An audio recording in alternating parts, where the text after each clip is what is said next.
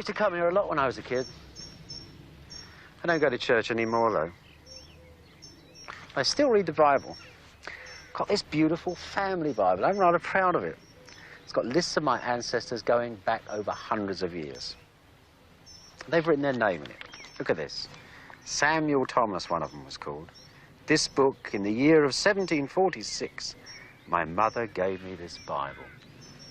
In fact, Samuel Thomas and his ancestors are all listed in the front of the book, going right back to 1690, when they were married, when their children were born, when they were baptized, when their children died too a lot of the time.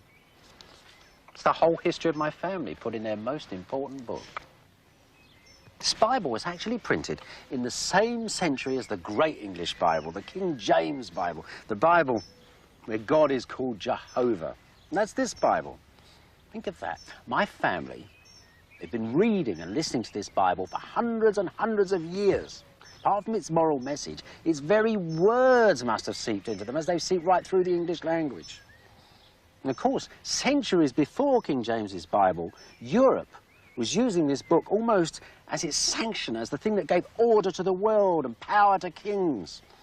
It's the book of Christendom, the single book of Christendom. And it goes much further than that. It's not just the history of my family and what Europe's done with it, but this book reaches right back to the beginning of civilization, to the ancient Near East, where the oldest Bible stories took place. So that's the Bible story then. It goes from the most ancient world right up to modern Europe. Let's start, like you would with most good books, let's start at the beginning. First great lines of the Bible. Genesis, chapter 1, verse 1. In the beginning, God created the heaven and the earth was without form and void, and darkness was on the face of the deep. And in the next 7 days, Jehovah, we are told, creates the earth and everything in it. Well, is that literally true? I mean, was there somebody who knew that and then wrote that down in the Bible? Is it history? How do we take that? Well, when my ancestors were writing their names in this Bible in the 17th century, they had absolutely no doubt that that word was literally true and the word of God. There was an archbishop of that time who worked out, by chasing back the generations from Jesus right back to Adam, that the world had actually started in the year 4004 BC, on the 13th of July on a Sunday night. Actually, that made chaos starting on a Saturday evening before, so that seemed pretty good to the 17th century. But I don't think really it seems very good to us anymore. I mean, even Bible scholars will point out that there's gaps in the generation from Jesus back to Adam, whether you believe in him or not. So we actually have to look at Genesis in a slightly different way to see what's going on, to see where those Bible beginnings are. Now, think of the landscape that Jehovah's creating in Genesis.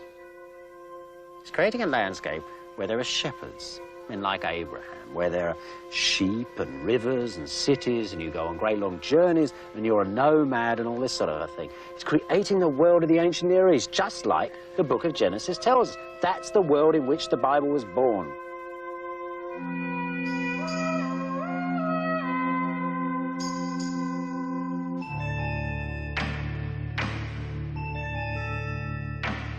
And Terah took Abraham his son, and Sarah his daughter-in-law, his son Abraham's wife. And they went forth with them from Ur of the Chaldees to go into the land of Canaan. And they came unto Haran, and dwelt there. And the days of Terah were 205 years, and Terah died in Haran.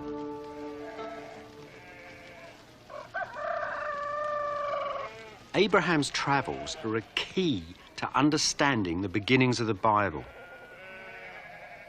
Just as the book of Genesis takes you on a grand tour of the ancient East, from the Garden of Eden, past the Tower of Babel, down into Pharaoh's Egypt, so Abraham's wanderings follow exactly the same route, past all the wonder and wisdom of the ancient world.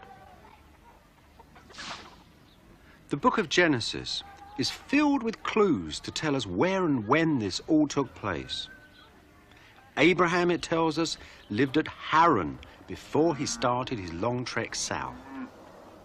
Today, Haran is a well-known archaeological site in southeast Turkey, with a village lived in by nomads who settled down.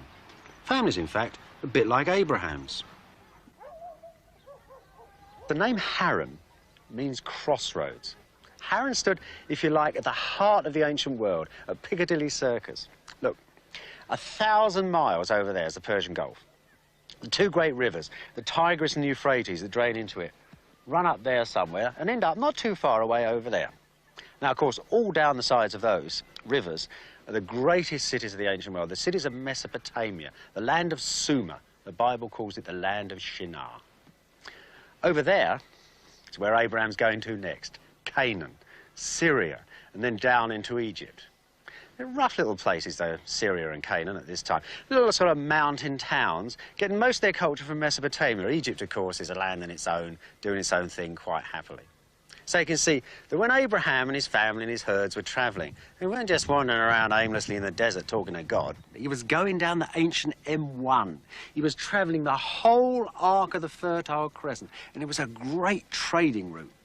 You see, you went in boats mostly, but sometimes with donkeys along the rivers, and then you came round here and you went down into Canaan with your donkeys. You didn't go through the middle because there was a desert, and you and your donkeys would have died of thirst. Now, this is an interesting thing. Camels, which could cross that desert, because they can go without water for about 3 days, came in about 600 BC. So those stories that describe Abraham riding a camel must have been made about that time. The phrase Ur of the Chaldees, too, it's an interesting phrase because the word Chaldea is a word for Mesopotamia over there, and that didn't come in till about 600 BC either. So it looks like those stories, at least in Abraham, date from around that time. But there are many other stories to do with Abraham which show that that sort of lifestyle is thousands of years older than that. Archaeologists have been coming up with evidence of Abraham for years. But you can't always trust them. Just because you dig up a place called Haran doesn't mean you dug up Abraham's house.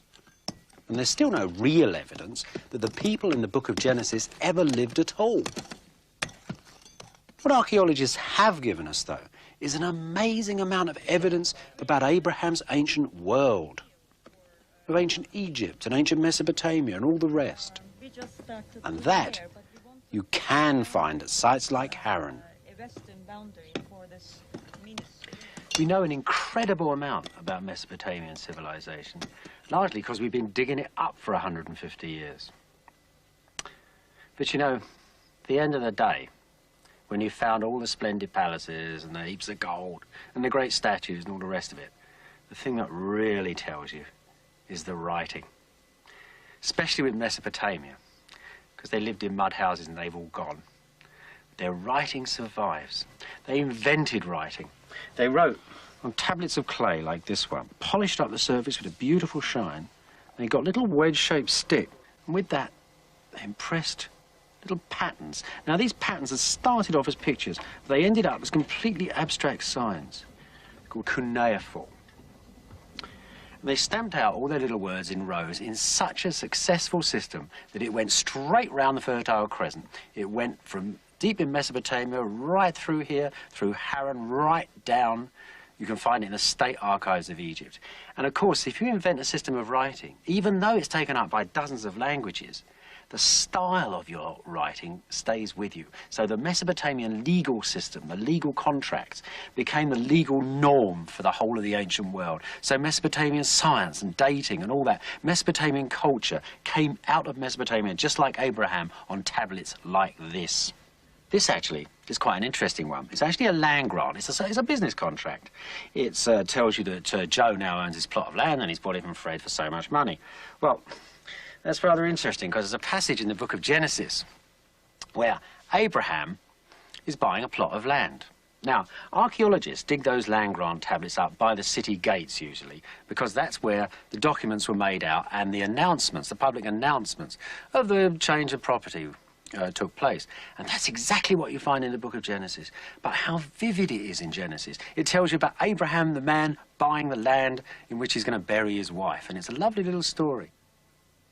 This, of course, the Mesopotamian version is a very dry legal document, but they amount to the same thing. And if you look in those tablets, you'll find dozens of biblical customs. That lovely custom that Abraham and his family had of swearing oaths by putting their hand under their thigh. That's on these tablets too. Just as Isaac's dying words are taken as a written will in the Bible, so a man's dying words are taken as a written will in these Mesopotamian tablets when you read about the law courts and things like that. This is actually a list of Mesopotamian laws made about 1760 BC, and they're written out in just the same way as the list of Jehovah's laws in the Old Testament.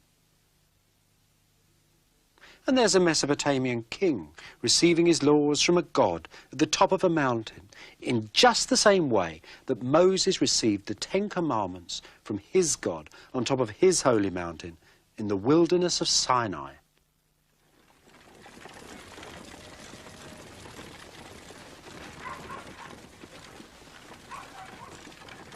You know, great numbers of those Mesopotamian tablets are actually dated. The scholars have spent many, many years trying to fix Abraham and all his family into our modern history.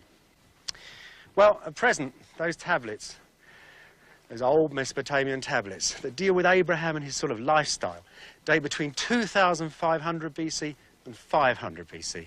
You can't really get much tighter than that. Perhaps they're older, who knows? But why is there this terrific obsession to put people like Abraham into our history? Remember, biblical history isn't like that. That deals in generations. You go from Adam to Jesus, and it's to do with a family. But we want dates. Why do we want dates? I think some people think that if I could march up here and tell you Abraham lived in such and such a year, that would actually prove the existence of God. Think so? Or perhaps there are other people who actually think that it would be nice to believe that there was really a time on earth when there were people like Abraham, people that founded nations and talked to God when the world was a purer place. Of course, in most other religions, Abraham would be a god, the founder father of a nation, a man of mythic deeds. Well, what does Jehovah say? He says in the Bible, you shall have no other God but me. And those Bible scribes have to make damn sure that Abraham is never allowed any of the attributes of any sort of a God at all. So he appears as Mr. Heavy Normal, Mr. Heavy Normal Shepherd, Mr. Banality. And that's what gives Genesis this extraordinary tension. It's a tension between myth on one side and the most ordinary thing on the other. I tell you something else too.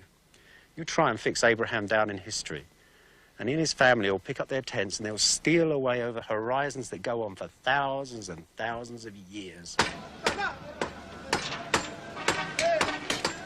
That's about as far as you'll get, looking for Abraham with a spade and a map. And yet, you know, you can't work for very long in the East, even in an age of motor cars and televisions, without feeling close to people like Abraham. They seem to be just out of reach, in the air, in the dust.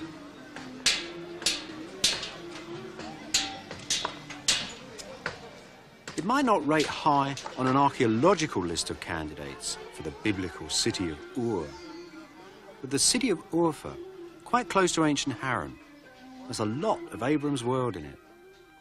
Something, too, that's more important than bricks and stones.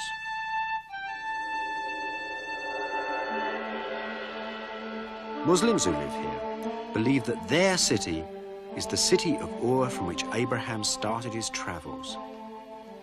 They say that Abraham was born here in a cave, which is now a holy place with a holy spring of water.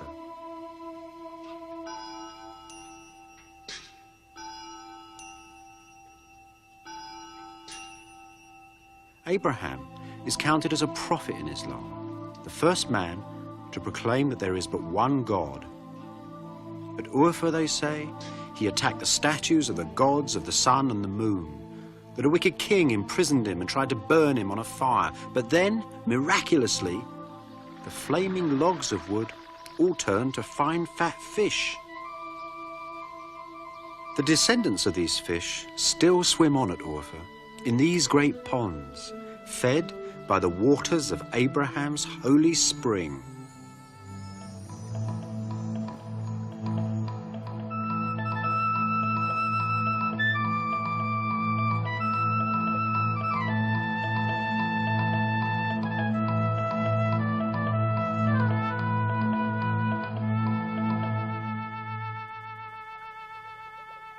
The fish ponds are the heart of the city. Everyone walks here in the evenings admiring the fine fish. And God help you if you should kill one. These fish are still sacred, just as they have been for thousands upon thousands of years. Before the Muslims, there were the Christians here at Urfa. Before the Christians, Greeks, when the fish's fins were decorated with golden jewellery. Before the Greeks, there were the ancient Mesopotamians, when the fish swam about in honour of the moon god. So think about it for a minute, what you've got here. You've got this pool of sacredness. And the religions that have come and gone through the ages, they're sort of decorations to something much deeper. It's a sort of human awareness of sacredness that is here. And the theology is just, you know, different expressions of that basic idea. That is Abraham's world. That feeling that underneath everything in the world there is a sacredness. It's not a stupid world, it's not a daft world, it's not what idiots believe in. It's what the human race has made. It's one of the things that makes it different from the animals. It's a very important aspect. If you don't understand that, you will not understand the Bible and its beginnings. Look, before you had orthodox religion as we know it today, I think the most ancient religions, you might say, were invented really by poets and artists. People came to places like Urfa and felt there was something sacred here. Artists made statues of gods, poets wrote hymns for them, and the priests organised the cult. If everybody felt that those statues, those hymns, or even these fish embodied something of the sacred, the god became a success, and he didn't, it just died out, and that was the end of it. Now, our Bible is a continuation of that, because what that is a definition of the sacred itself. You make a statue of a god, you're trying to define something of the quality of these fish in this marvellous pond. And our Bible is the world's most elaborate conception of a definition of the understanding of God himself.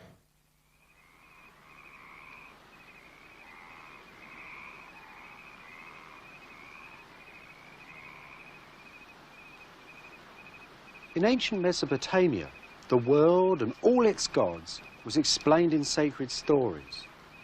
These stories, of course, were myths. Myths, that is, not in the modern meaning of the word, as lies or falsehoods, but in the sense of a story that told of the underlying order of the world. Myths could explain the beauty of a spring or a fish, the mystery of a cave. They could explain your good fortune and your misfortune. They helped you feel secure, part of a sacred family, a universal order. Like all ancient people, Abraham would have seen his life in terms of myth.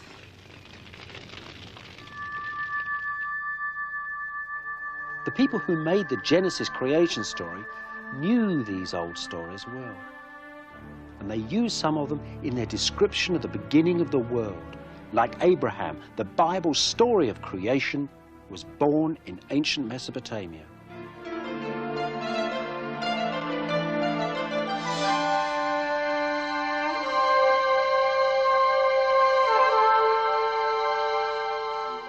Mesopotamia was very fertile, bountiful even, but it also held random violence in it.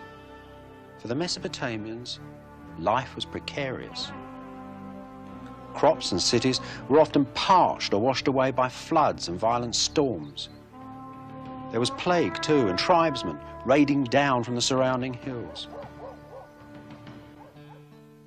The Mesopotamian myth of the creation gave order to uncertainty. Enuma Elish, the ancient priests recited to their people. Enuma Elish la Nabu Shammanu, when on high the heavens were not yet named. They went on to tell an ancient and terrifying story of a family feud.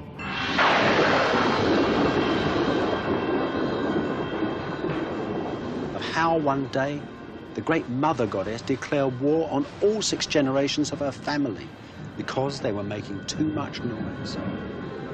And then the gods appointed Marduk, a warrior of the 6th generation, as their champion. Marduk fought the mother goddess and her husband and her demon army on the great wide plain of Mesopotamia. And finally, he overcame them all. As for the mother goddess, he pushed the wild wind into her mouth, bloated her stomach, shot arrows into her, and Mesopotamia was born. With a butcher's knife, Marduk split the carcass of the mother goddess in half and made the sky and the earth. And from the arch of her thighs, he made the vault of heaven. Her head he buried under the northern mountains and pierced her eyes so that Mesopotamia's two great rivers would flow down her cheeks.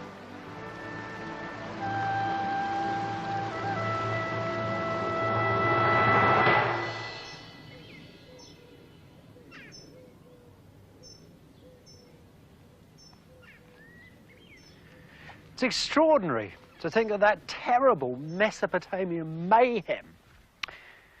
That terrifying story of creation is the same story that underlies that solitary, majestic creation of Jehovah in the book of Genesis. In the beginning, God created the heaven and the earth. It's the same story as that Mesopotamian murder. And that's important in a way. It's important not because you say, oh, well, fancy that, the book of Genesis is a rip-off of some Mesopotamian folk story. That's not the thing. It's important because through the Bible, that old Mesopotamian story has given the West. It's given the West a very particular model of the universe, of a certain sort of structure, of a single unit with stresses and strains in it, just like a family. Now, how these things work, how is it that the Mesopotamian story is buried in this first page of the book of Genesis? Well, you're not going to find some Mesopotamian god called Joe who ends up being Jehovah, who goes off and does a similar thing in Mesopotamia. The concordance between the two stories is one of structure and number. Remember, there are 6 generations of Mesopotamian gods, just as Jehovah takes 6 days to make the universe. And in each day, Jehovah makes a part of the universe. He makes the sun, the stars, the silt, the animals, the plants, the birds. The Mesopotamian gods of each of those 6 generations are the gods of exactly the same things that Jehovah is making on each of his 6 days of creation. So underneath this text, if you like, there live the Mesopotamian gods. Look, just start on the first day. God made the firmament and divided the waters which were under the firmament from the waters which were above the firmament. The waters below ground and above ground, salt water and fresh water. The waters, incidentally, are the 2 rivers of Mesopotamia going into the Persian Gulf. Mesopotamia going on here, but that is the gods of the first generation. The great mother goddess was the god of the salt water. Her husband was the god of the fresh water. They're the first generation gods. That's what he's making on the first day. And you can go like that. Second generation, second day, third generation, third day, fourth generation. And God made 2 great lights, the greater light to rule the day and the lesser light to rule the night. He's making the sun and the moon. What are the gods of the 4th generation of Mesopotamian gods? They're the gods of the heavens, of the sun, the moon, and the stars. And he made the stars also, the book of Genesis tells us, on the 4th day. And that correspondence goes right down through the list until you come to the 6th day. Now, what happens on the 6th day? Marduk, of the 6th generation of gods, makes man so that the other gods can rest. The other gods are building Marduk a temple. It's become so splendiferous, they're going to build the guy a temple. So Marduk takes pity on them and all and says, right, I'll make you a man a slave so that you can all rest. What does Jehovah do? He makes man on the 6th day, and then Jehovah takes the rest. The difference is with the sort of man that's being made. Marduk makes man to be a slave. Jehovah, though, makes man in his own image. Man is given responsibility. It's as if the people who wrote Genesis are saying, yes, we understand your world, Mesopotamia. We absolutely believe in the way you priests have divided up the whole order of the universe. You're good scientists, but you're lousy moralists. We want a different role for men. That means, too, they wanted a different role for God. So the God of Genesis isn't a Mesopotamian God. Where did he come from? Well, think of Abraham again. He's going on his intellectual journey. He's starting in Mesopotamia, and he's going to Egypt. And the Jehovah of Genesis is not so much like the gods of Mesopotamia, but far more like the gods of Egypt.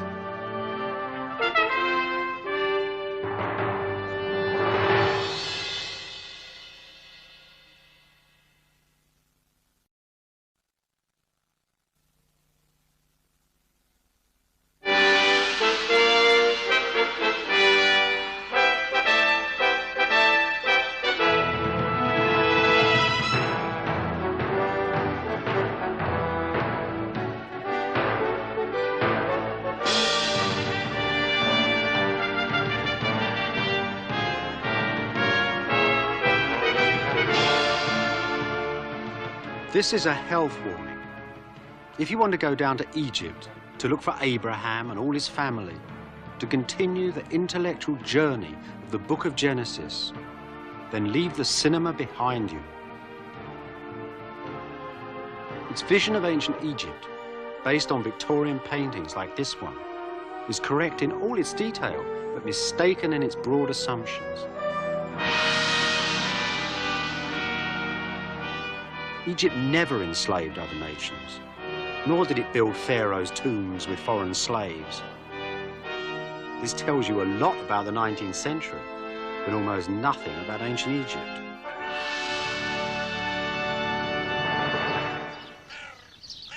Let's start at the beginning. The book of Genesis tells us that the generations of Abraham, Joseph, Jacob, and Moses all went down into Egypt. But is there any scientific evidence of such foreigners ever living in Pharaoh's kingdom at all? At the archaeological site at Tel el-Dabba in the Egyptian Delta, they've dug up the very town that such travellers would have seen when they'd first crossed the deserts to go down into Egypt.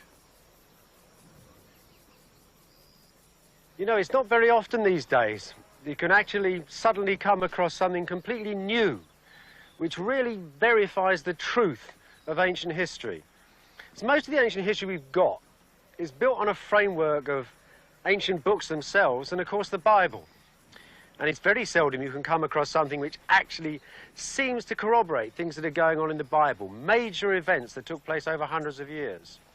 So this, in the Egyptian Delta, this strange little field, is one of the most important digs in the Middle East since the Second World War. Here look just like ordinary fields, right?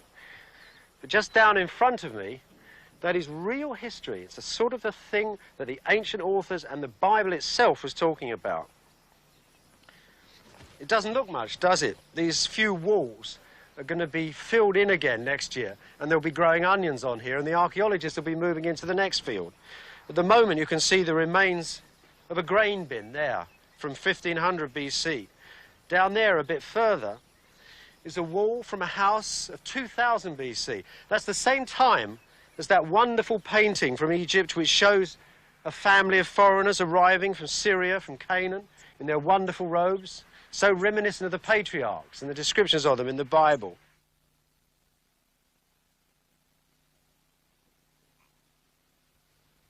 The reports of the Austrian archaeologists showed what modern science could make of what at first had seemed to be one of the most unpromising sites in Egypt. Under the little houses of ordinary people, in small graves, they found family treasures and the very bones of the foreigners, people like Abraham and Joseph who had come down into Egypt. And at the dead men's feet, they even found the bones of the little horses that had carried them on their travels.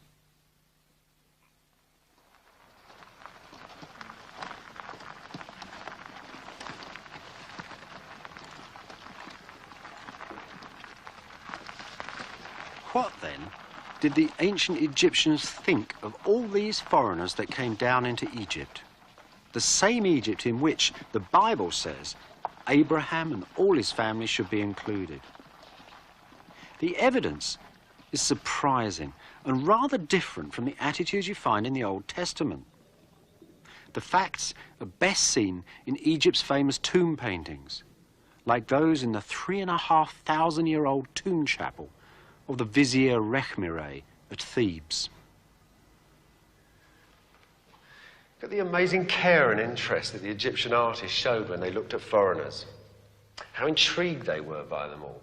Here are black people from the south, and they're bringing tribute to the man who owned this tomb. And what are they bringing? Logs of ebony, wild cheetahs from the desert, white desert foxes, baboons that jumped up and down when the sun came, elephant tusks, ostrich eggs, ostrich feathers, more monkeys.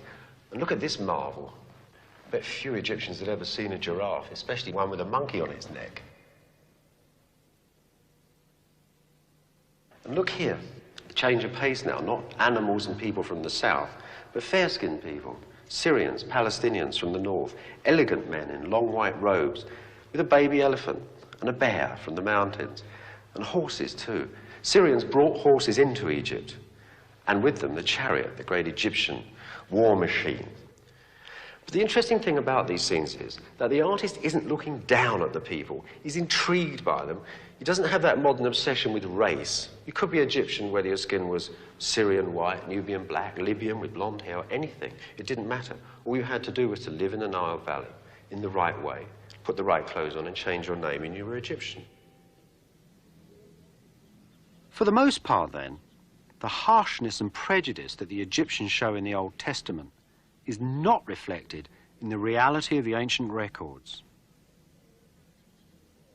Nonetheless, there's a great deal of evidence in the book of Genesis to show that whoever wrote it knew Pharaoh's Egypt and knew it at first hand. Once again, to see evidence of that, you must go into the great tombs of Thebes.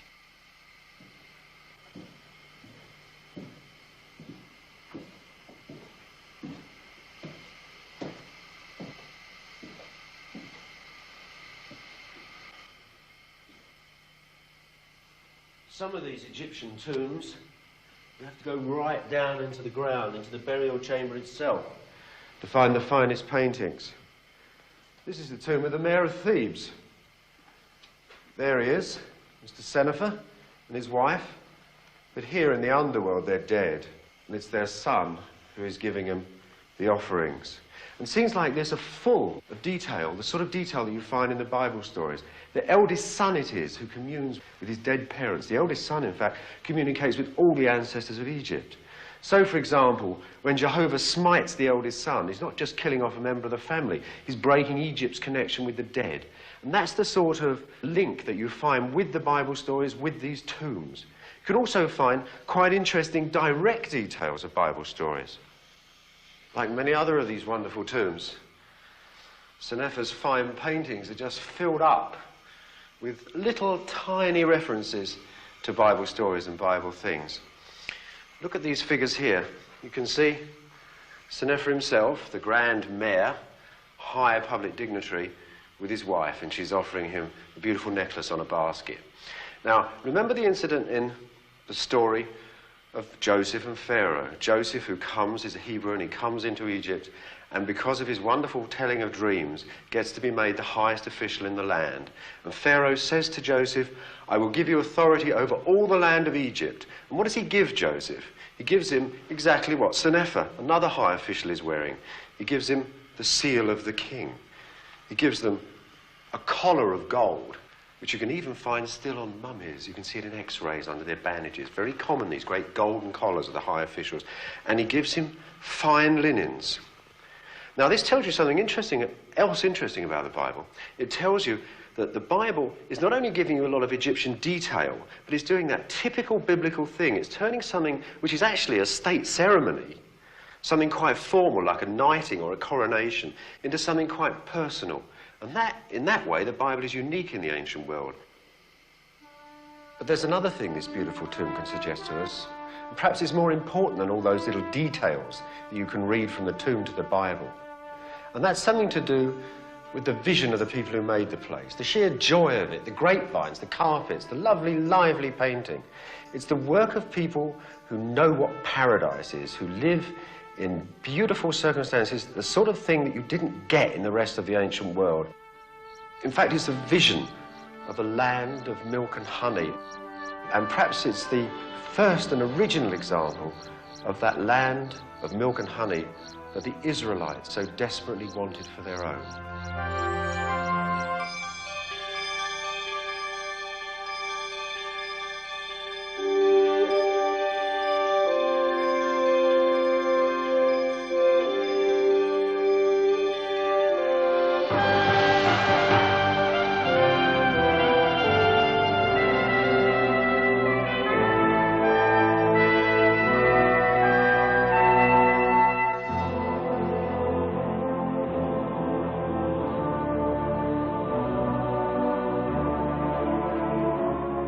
Here, then, you come to the nub of the thing. The deep, deep influence of Pharaoh's Egypt upon the book of Genesis. It's to do with the basic notion of what a nation is of what a state is and of what a god can be.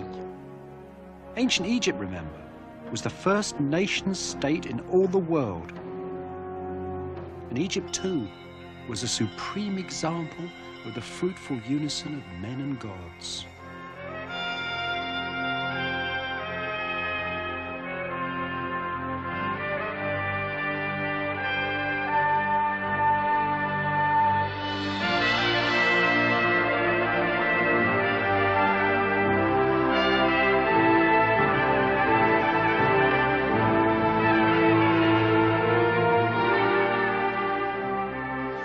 The effect of this colossal kingdom upon foreigners must have been completely overwhelming. The sheer power, the size, the skill of it all. The Pharaoh, above him, the gods, the heavens, beneath him, the people, and then underneath them, the foreigners. Everything has an order and a shape here, and that single shape must have just projected itself upon everybody who came here with its supreme confidence and ability. But there's something more than that here, too, because these palaces and the temples of the gods were private, shut off, dark, secret, mysterious places. Foreigners, most Egyptians, wouldn't have got past the gateway here. Our visitor wouldn't merely have received an impression of this open, structured state, but of something mysterious and hidden. And at its centre, a oneness of mystery and sacredness which he would never have seen. Behind these great walls would have been a power sort of throbbing away like a nuclear reactor. This would have been ancient Egypt's greatest gift to Abraham, for it's certainly Egypt's greatest gift of the Old Testament, a vision of a calm and universal holiness.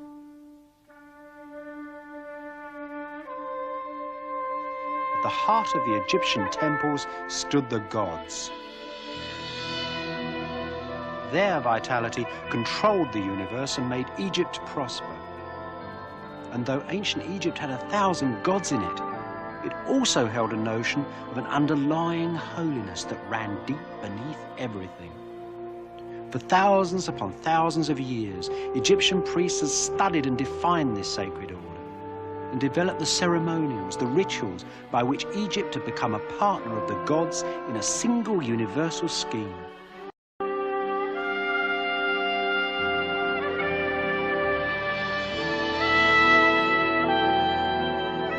Ancient Egypt gave the Bible, just as it gave to so much of the ancient world, a special sense of rite and ritual, with holiness and deity.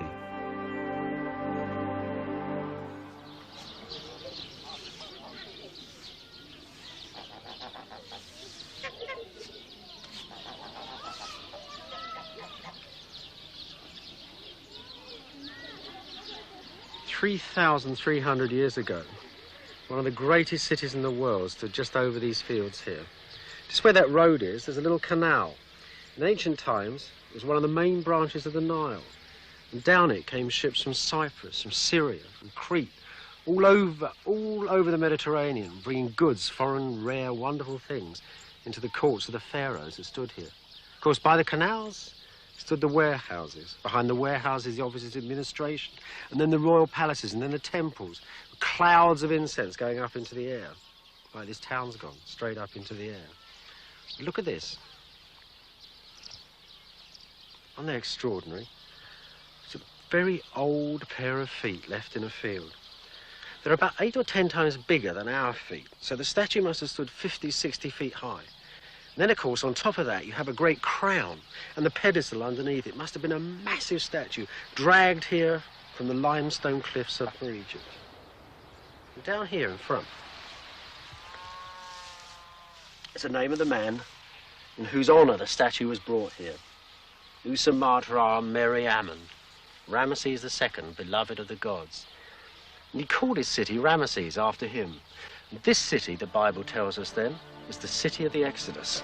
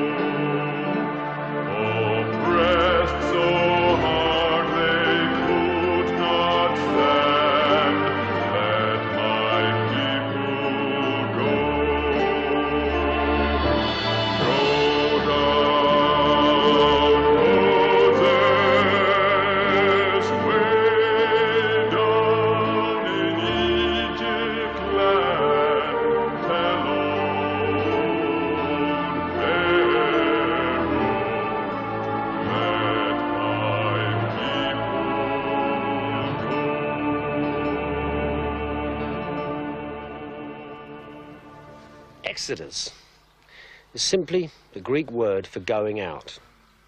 And of course, the Exodus is the going out of the children of Israel from Egypt to wander in the wilderness for 40 years and then come into their promised land in Israel, the Israelites. Now, Egyptian records tell us that there were already Israelites in their promised land in a particular date. It's a precious record, the only one from ancient Egypt, but there it is, and the date is 1207. At that time, the children of Israel were already in their promised land, according to the ancient Egyptian texts. So, they wandered, as the Bible tells us, for 40 years in the wilderness. They must have started from here, from Ramesses, not later than 1247 BC. That's a pretty precise date, because that is exactly the time when Ramesses was on the throne. And if we take back history a little further, we can see there's about a 30-year period when the Exodus could have occurred in the time of Ramesses. Sounds amazingly precise, doesn't it? But there's one problem. Unlike Tel el-Dabba, it's the old city under its ash, unlike the palaces here, unlike Ramesses' statue, you can't actually find any archaeological evidence that the Exodus ever took place.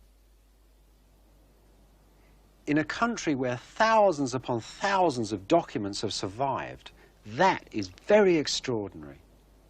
There's not a hint of Israel in Egypt in the ancient texts, nor of the biblical Exodus. In fact, the Exodus never took place in history as the Bible describes it. But then, of course, the truth of the Exodus story, like all truths in the ancient world, is not the sort of truth you'll find in history books. In the 19th century, lots of English vicars used to come to the Sinai Desert to escape the English winter and to look for Moses and the traces of the Exodus. Most of them were only here a few days, of course, before they discovered there was just no way that 600,000 people could survive in this wilderness.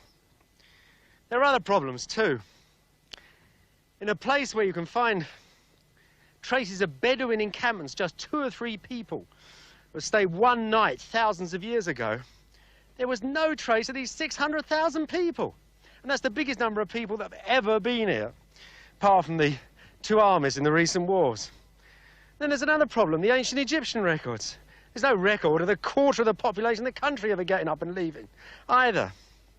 Oh, well, say the experts, that's because ancient people generally get the numbers wrong. Let's fine it down. Instead of 600,000, let's call it 5,000. And let's say that the miraculous parting of the Red Sea was actually caused by a volcanic explosion that somehow created this enormous tidal wave, and on you go with these explanations.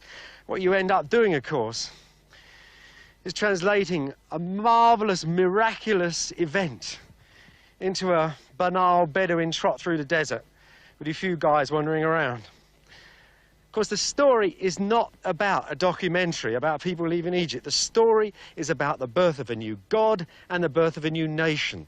But strangely enough, it's told in the old ways of ancient Egypt and Mesopotamia. That is, on the great wave of a myth.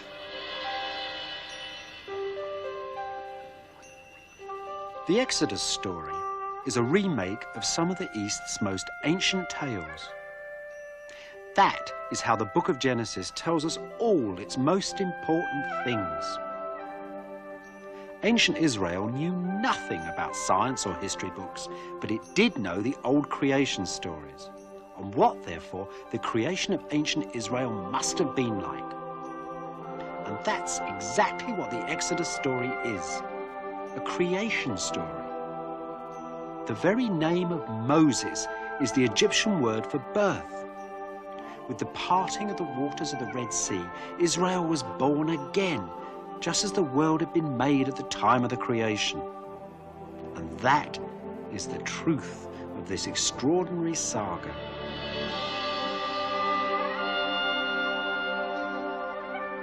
You know, if you want to, you can explain the whole beautiful story of the Exodus in terms of a volcanic explosion.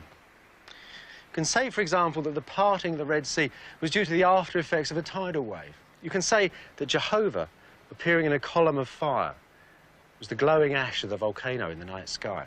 There was a volcanic explosion like that too, about 1450 BC. But the miraculous thing about that is that not one ancient scribe of that time ever saw fit to write about it. It's not that surprising, actually, because ancient scribes in that time didn't write about things like that. They didn't think they were important enough. So, if that story really is behind the Exodus, what you can say is then that only Moses himself saw God in that cloud and that explosion. And that perception of God, that new understanding, that new awareness of what a God was far more thunderous than any volcanic explosion. Just think about this new God. Just think about Jehovah for a moment.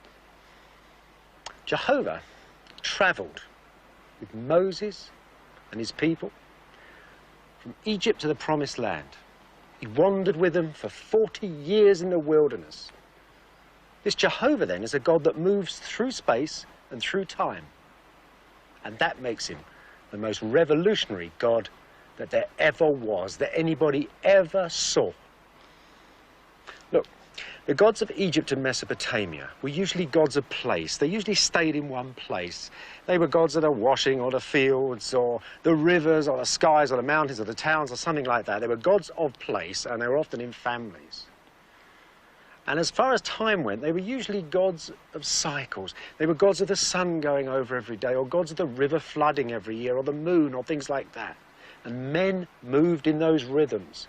Jehovah's not like that, though. He moves through time, with time. Time is now a linear thing like a river, and Jehovah and his people are moving along together. That makes it not only a new idea for God, but a new idea for man and what man can be. And that's the fantastic thing about this God. It actually gives man a new potential. Now he can develop, not over the course of a year and through one harvest, but through centuries, and he can do a deal with God. This amazing, moral, abstract, theological thing, that if he does the right thing, he will get better and better and better as the millennia go by. What an extraordinary new God, then. So, think of the Bible now. Think of the gods of Mesopotamia that have given the book of Genesis its universe, its order, its stage on which all the rest of the Bible is set. And the gods of Egypt, who gave, really, I suppose they gave Jehovah something of his power and majesty, something of that secret quality. But it's only this new God of space and time, which is in Israel. And that's the God that is still with us and our civilization today.